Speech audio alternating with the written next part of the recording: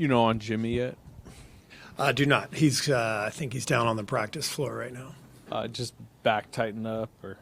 Yeah. It's nothing major, but there's a chance he misses tonight. With the back-to-back. We'll play it safe. We want to make sure that he's okay. Otherwise, he'll sit. Steph, and Draymond had played in all the games till tonight. Is there any look back and say, hey, maybe we could be more aggressive, not play him 7 straight or anything like that? And I don't know if there's a number on it, but do you think that had anything to do with the last few games? Yes, yeah. It was brutal schedule, 12 days, 7 games, 5 cities, all that. I've mentioned it a few times, and I hate to use it as an excuse, but I think with the older players, you have to factor that in as you plan. The one I'd love to have back is Portland. 3 and 4 nights to start the season, and overtime game. And we actually, talked to those guys after the game. After that Denver game, and the season's just starting. They're all amped up. They're like, hell no, we want to play. And we were kind of, feeling the same way. But it's a good reminder that, there's a cumulative effect of all this stuff. And we were wiped out, that night in Portland. And that one, it was like, when you look at it in hindsight, like, that's a tough way to start the season because players are not, ready to play, a 38-minute night anyway. So 3 and 4 was really tough. I'd like to have a do-over on that one. Steve, Jimmy's been remarkably durable since he's been here. Yeah. Last season playoffs, I think he missed 1 game in the regular season, 1 game in the playoffs, and that was it. If he doesn't play tonight, he's such a unique player. How do you begin to sort of replace him or deal with his absence? Well, we have a lot of depth, and so this is a big part of the league, and it's. I think it's going to be a bigger part of the league. The way everybody's playing, the pace, the speed.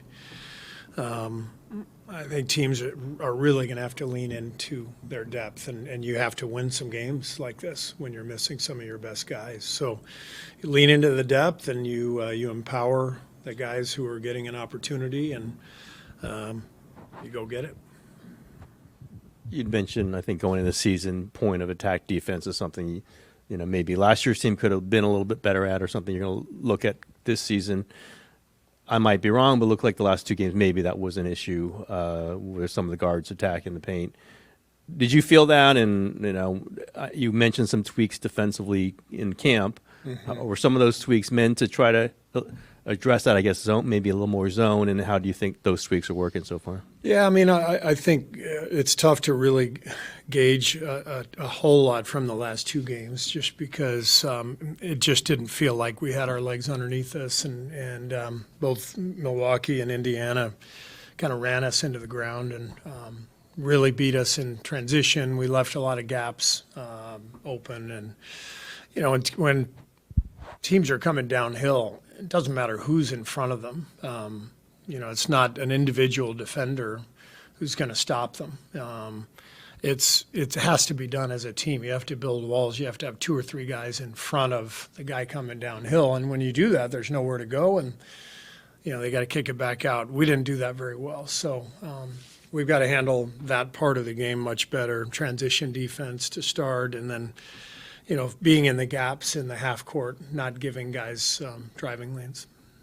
Steve, yesterday you spoke about how Jimmy Butler kind of helped slow down the pace with his ISOs and slower, more methodical way of playing.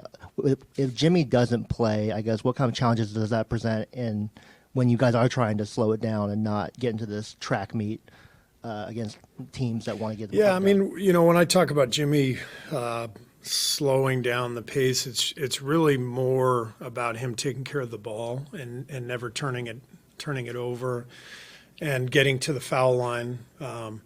So the pace does slow down, but it's not because we are actually trying to play slower. It's just that he represents someone who's so solid and gets fouled and creates open looks. And there's a reason we became that much better last year when we got him. He just controls games, and so without him, the big focus has to be on taking care of the ball, which should be our focus every night anyway. But we got lots of guys who can play, and I'm excited for them if Jimmy doesn't play. And if the pace is fast, we can win at a fast pace. You know, Phoenix is flying up and down the floor and shooting a million threes. So, you know, you have to be solid. You have to take care of the ball. You have to have your transition defense in order, and those are our challenges tonight. Coach, when you're looking at Devin over here, Coach, right here. Hey. Coach, when you're looking at Devin this year, he's having a career start. He's averaging 30, over 50 from the field, over 40 from three, career high in assists. What are you seeing that's sticking out to you the most about the way he's played so far this year? Well, he's playing great, and I just think they're really well organized. I think Jordan is doing a great job. Their staff has them playing to their talent. The style of play is very purposeful. You know, they're. I mean, you look at the 3-point attempts. You know, from Grayson Allen and Book and Gillespie, Royce O'Neal. They're all like between 8 and 10 attempts from three per game. So the floor is spread. As I said, they're organized. You can see the patterns that they're working on with their cutting out of the corner and, you know, sliding the guy on the wing down, really putting a lot of pressure on the defense. So I think all of that organization is really helping Book and give him the space to do what he does. Steve, you referenced the conversation with the older players after the Denver game and them sort of lobbying to play. What are those chats like when they're with guys as accomplished as Steph, Draymond, and Jimmy? I mean, obviously they've earned some equity, but you're trying to monitor the big picture in the 82-game journey. How do you balance all that? Well, they're different coming off an overtime win in the second game of the season than they are, you know, once everybody's kind of into the groove. And the great thing with those conversations is that they're very honest. And, you know, Rick and Mike and I are you know, talking with them. And it's everybody is, you know, sort of collaborating and looking at the schedule and trying to sort through it all. So very collaborative, and those guys are honest. You know, they will tell us the truth if they're hurting. They're not trying to be heroes, and so it's a good process. But I think the start of the season, this schedule that, you know, our first 15 games schedule is really, really rough, and so we have to account for that, and we will here the next 10 games or so. I gathered from your previous comments that if there is some uncertainty or disagreement, that Rick has the final say. Yeah. I mean, but we really empower the players, and Rick empowers the players, and but ultimately, you know, we leave it up to Rick.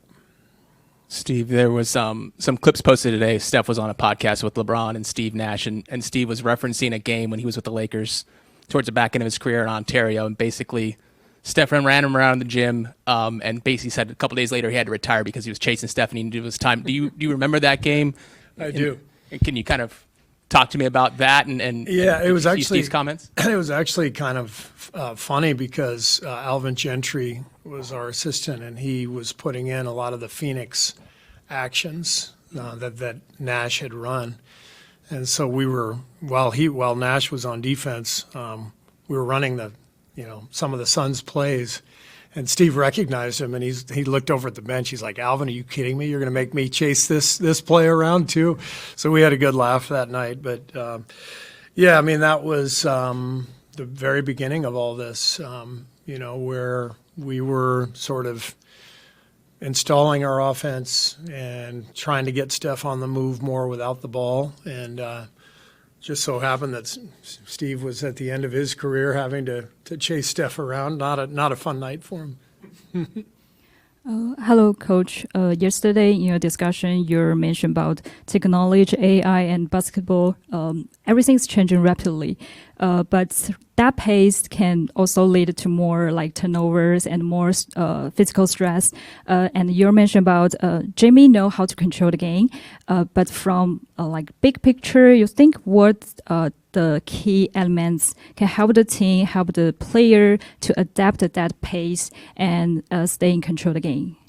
Yeah, so I think the key to, if you're going to play fast and take care of the ball, it comes down to two things in my mind. One is spacing. It's a lot easier to take care of the ball when you're spaced out. When the players are spaced and you have multiple options as a passer, and the defense can't load up on you and force you into mistakes. And then it's just decision making. I mean, it's a decision making sport. These guys have to make one decision after the next over and over again. So it's our job as coaches to simplify those decisions. And so if you can get your offense spaced and get recognizable patterns that they can play out of, then they're more comfortable, taking care of the ball, and you can play fast and limit your mistakes. And how special about yesterday's discussion? You have the chance to talk with Sam Altman. With Sam, yeah, it was really an interesting night. I'd never met him before. It was fascinating to hear, about how he got his company started and his story going back to Stanford. And I walked away feeling a lot of empathy for him because there's a lot on his shoulders, with AI, and there's so much speculation about where it's all going, and I don't think anybody really knows, and he has to, carry a heavy burden with that. Steve, I know Al's not playing tonight, and he's obviously done a ton in his career, and you just had him for a little bit. But he's had some tough plus-minus nights, really tough numbers. Do you see anything there? Is he just maybe not up to full speed right now, or is it just kind of some numbers have happened and he's been on the floor? I don't think it's a big deal. I think it's always hard going to a new team. There's always an adjustment, and I think so. He's going through that adjustment, and then we're trying to work through lineups and figure out the best lineups for him and for us.